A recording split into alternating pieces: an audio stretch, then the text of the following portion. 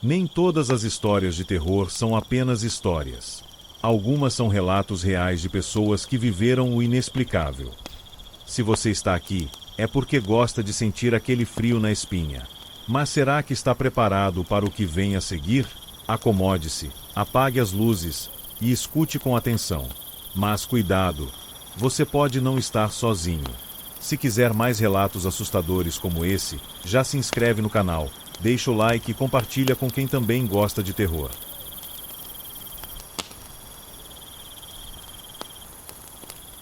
Meu nome é Marina, e este é um dos motivos pelos quais nunca mais aceitei trabalhar como babá. Na época, eu tinha 19 anos e precisava urgentemente de dinheiro para pagar meus estudos. Vi um anúncio na internet sobre uma família procurando uma babá para cuidar de sua filha de 6 anos. O salário era bom, e a casa ficava em um bairro afastado, mas de aparência tranquila. Quando cheguei para a entrevista, me deparei com a casa azul, uma construção antiga de 2 andares, com janelas grandes e um jardim mal cuidado. A senhora Renata, mãe da menina, me recebeu com um sorriso cansado. Disse que sua filha, Clara, era uma criança doce, mas que costumava ter problemas para dormir. O pai trabalhava em outra cidade e passava semanas fora, então Renata precisava de alguém para ajudar no período da noite. Aceitei o trabalho de imediato. Parecia fácil: dar o jantar, brincar um pouco, colocá-la para dormir e vigiar até a mãe voltar do trabalho. Mas eu não fazia ideia do que me esperava naquela casa.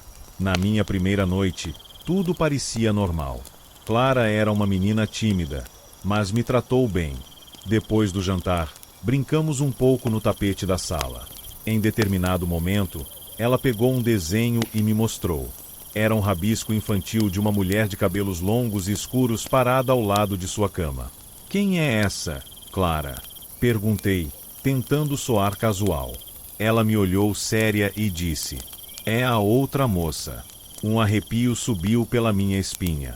Perguntei se era alguém da família, mas Clara apenas balançou a cabeça e continuou colorindo. Ignorei a sensação ruim e segui com a rotina. Antes de dormir, Clara fez questão de deixar um copo d'água no criado-mudo e empilhou 3 livros ao lado da cama. "Você sempre faz isso?" perguntei, achando estranho. "A outra moça não gosta quando eu esqueço." Renata chegou tarde naquela noite, e eu voltei para casa sentindo que algo naquela casa não estava certo. Na segunda noite, Clara parecia mais quieta que o normal. Perguntei se estava tudo bem, e ela apenas respondeu: "Ela está brava hoje." Tentei não demonstrar medo e a coloquei para dormir. Mais tarde, já sozinha na sala, comecei a ouvir barulhos no andar de cima. Era como se alguém andasse lentamente pelo corredor. Pensei que Clara tivesse se levantado, então subi para checar. Ao chegar ao quarto, a encontrei dormindo profundamente. Mesmo assim, os passos continuavam, mas agora pareciam vindo atrás de mim. Me virei rápido, mas o corredor estava vazio. Desci as escadas com o coração disparado. Liguei a TV para tentar me distrair, mas o som do andar de cima não parava. Quando finalmente Renata chegou, me viu pálida e perguntou se estava tudo bem. "Você já ouviu passos no corredor?" perguntei hesitante. Ela ficou em silêncio por um momento e depois sorriu de um jeito estranho. "É uma casa antiga, às vezes faz barulhos." Naquela noite, tive pesadelos horríveis com uma mulher parada no canto do quarto, me observando dormir. No terceiro dia, Clara estava ainda mais estranha.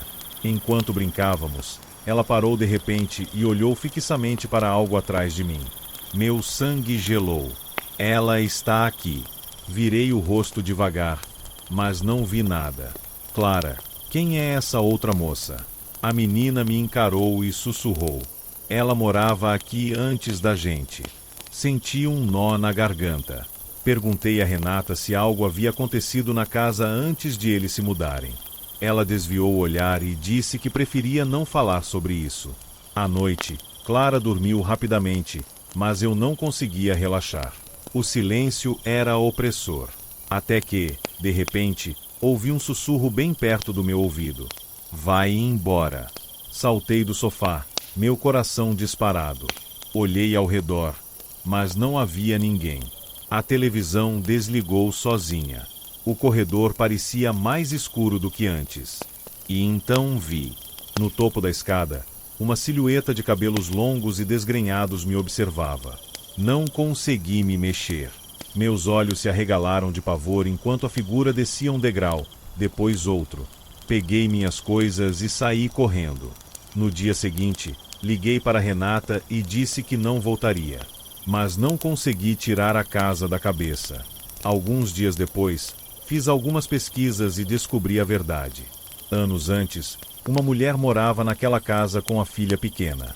Certa noite, ela surtou e trancou a criança no quarto, dizendo que precisava protegê-la de algo ruim. Quando os vizinhos ouviram gritos, chamaram a polícia. A mãe foi encontrada encolhida no corredor, repetindo que a outra moça havia levado sua filha. A menina nunca foi encontrada. Agora tudo fazia sentido. Clara sempre deixava o copo d'água e os livros porque, de alguma forma, ela sabia que a mulher ainda estava ali, repetindo os mesmos hábitos que tinha quando estava viva. Nunca mais passei perto daquela casa. Algumas semanas depois, vi um novo anúncio na internet. Procura-se babá para cuidar de criança em período noturno. Casa Azul. Apenas rezei para que a próxima pessoa tivesse mais sorte do que eu.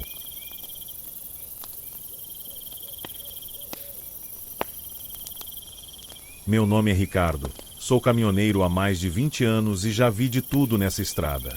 Acidentes, gente mal intencionada, fenômenos estranhos. Mas nada se compara ao que vivi naquela noite, na BR-16, cortando um trecho isolado do interior de Minas Gerais. Era por volta das 2 da manhã e a neblina estava tão densa que eu mal enxergava alguns metros à frente. A estrada estava deserta, sem um farol vindo do sentido contrário, sem um posto aberto por quilômetros. Eu já havia passado por aquele trecho antes, mas naquela noite algo parecia diferente. O rádio do caminhão começou a chiar, como se tivesse perdido o sinal de repente, e uma sensação incômoda tomou conta de mim. O tipo de sensação que te faz arrepiar, como se alguém estivesse te observando. Tentei afastar os pensamentos ruins e me concentrei na estrada. Foi quando vi algo na beira do asfalto. Um homem.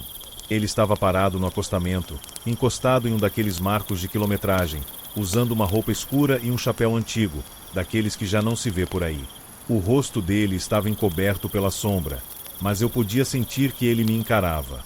Meu instinto me disse para seguir em frente, sem parar, mas, quando passei por ele, a coisa mais estranha aconteceu. Ele acenou. Não foi um pedido de carona, nem um gesto de desespero. Foi um aceno lento, como se já me conhecesse, como se estivesse esperando por mim. Olhei pelo retrovisor para ter certeza de que não estava imaginando, mas o acostamento estava vazio. O homem tinha sumido. Um arrepio percorreu minha espinha, e o sono que eu sentia desapareceu instantaneamente. Segui viagem, sem ousar olhar para os lados novamente. Mas alguns quilômetros depois, o rádio voltou a funcionar sozinho. No meio do chiado, uma voz distorcida surgiu, baixa, arrastada. Não dava para entender o que dizia, mas, naquele instante, senti um peso enorme no peito. De alguma forma, eu sabia que aquilo não tinha acabado. E eu estava certo. Pouco depois, vi um posto de gasolina à frente. Fiquei aliviado, pois já rodava há horas sem parar. Estacionei o caminhão e desci para esticar as pernas. O frentista era um senhor de idade, com cara de quem já tinha visto muita coisa nessa vida. Rodando até tarde, hein? Ele comentou, acendendo um cigarro. Pois é, vida de caminhoneiro não é fácil, respondi, tentando aliviar a tensão. Mas, antes que eu pudesse perguntar algo, ele franziu a testa e apontou para meu caminhão. Estranho. Quem veio contigo? Senti meu sangue gelar. Eu tô sozinho. Ele soltou a fumaça devagar, sem tirar os olhos da cabine do meu caminhão. Tem alguém sentado no banco do passageiro. Meu corpo ficou paralisado. A sensação ruim voltou com força e, por um segundo, eu me recusei a olhar. Mas a curiosidade foi maior.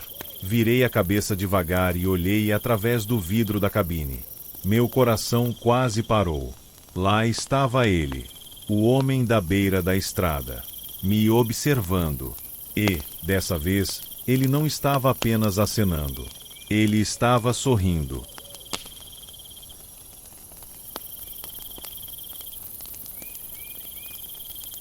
Trabalho como enfermeira no Hospital São Vicente há quase 7 anos. Sempre fui apaixonada pela profissão, apesar das dificuldades da rotina noturna. O turno da madrugada sempre teve seus desafios. Pacientes agitados, emergências inesperadas e, claro, aquela sensação incômoda de estar cercada pelo silêncio dos corredores vazios. Mas nada se compara ao que aconteceu naquela noite. Tudo começou por volta das 2 da manhã. Eu estava revisando os prontuários quando notei algo estranho. No monitor de vigilância, uma figura caminhava pelo corredor do 3º andar, onde ficavam os pacientes em estado crítico. Era um homem vestido com o avental padrão do hospital, andando devagar, como se estivesse desorientado. O curioso era que, naquela ala, todos os pacientes estavam acamados, e nenhum deles deveria estar de pé, muito menos andando sozinho no meio da noite. Meu primeiro instinto foi checar os quartos. Chamei Daniel, um colega de trabalho, e fomos juntos até o 3º andar. O silêncio era quase absoluto, exceto pelo som distante dos monitores cardíacos e da ventilação. Passamos de quarto em quarto, verificando os pacientes. Todos estavam dormindo ou sedados, exatamente onde deveriam estar. Tem certeza de que viu alguém?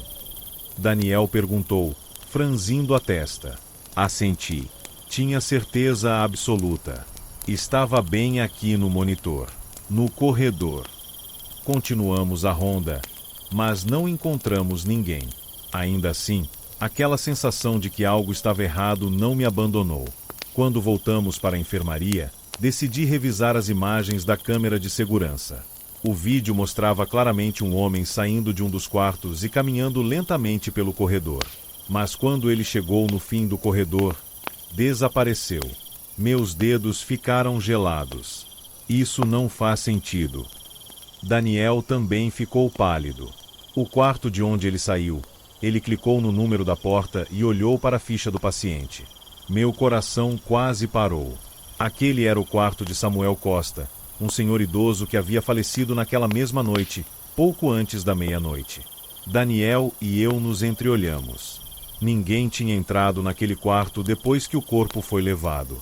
Mas o vídeo mostrava claramente uma figura saindo dali. A tensão no ar era sufocante. Decidi que precisava voltar até lá, mesmo que minha intuição gritasse para eu não fazer isso. Peguei minha lanterna e fui sozinha ao 3º andar. O corredor parecia mais longo do que o normal, e o frio repentino fez minha pele se arrepiar. Cheguei até a porta do quarto de Samuel e parei diante dela, hesitante. Algo dentro de mim dizia para não entrar, mas respirei fundo e girei a maçaneta. O quarto estava vazio. As luzes estavam apagadas, e a única iluminação vinha da tela fraca do monitor cardíaco desligado. O cobertor estava dobrado sobre a cama vazia. Tudo parecia normal, até que senti um cheiro estranho no ar.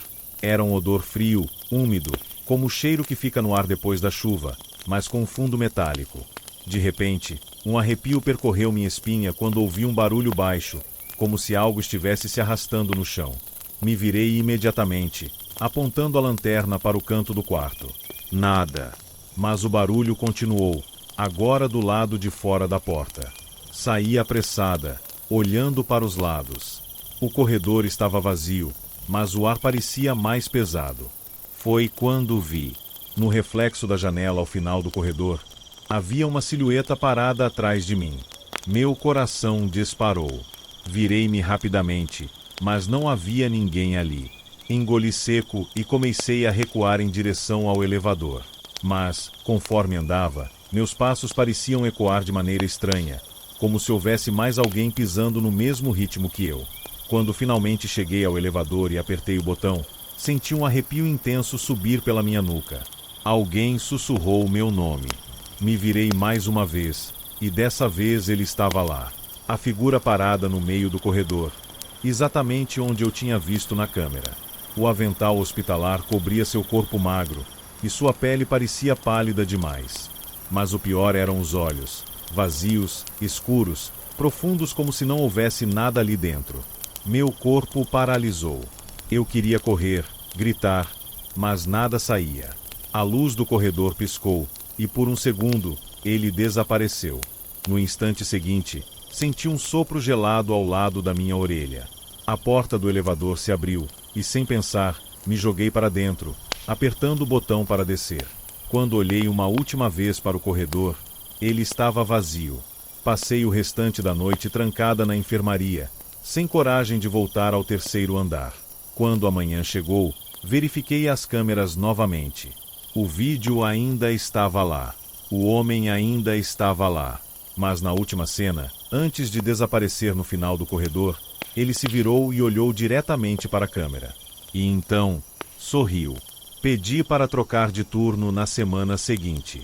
Nunca mais fiz rondas naquele hospital à noite. Mas às vezes, quando passo pelos corredores vazios, ainda sinto um arrepio estranho e ouço passos que não pertencem a ninguém. E o pior de tudo, a cada semana, um novo paciente aparece na lista de óbitos.